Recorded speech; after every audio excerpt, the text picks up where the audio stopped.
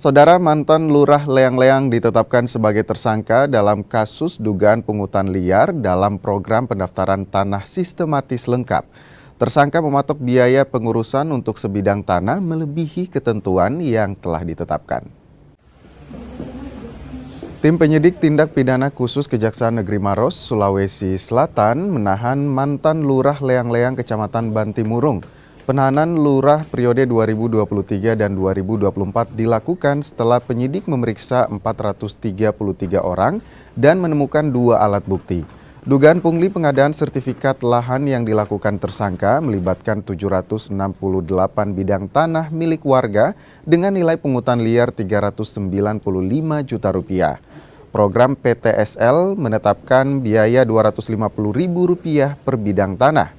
Oleh tersangka dinaikkan menjadi Rp500.000 hingga Rp1.350.000 per bidang tanah. Atas perbuatannya, tersangka terancam hukuman 20 tahun penjara. Setelah melakukan pemeriksaan terhadap saksi AM dan setelah melihat bukti-bukti, kita mengambil kesimpulan untuk menaikkan status saudara AM ini menjadi tersangka.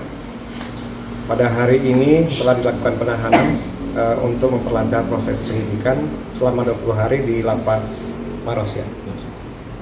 Adapun pasal yang disangkakan adalah pasal 12 huruf E dan pasal 11 Undang-Undang Tindak Pidana Korupsi nomor 31 tahun 1969 perubahan Undang-Undang nomor 20 tahun 2021. Pak, kasusnya ini seperti apa sih, Pak?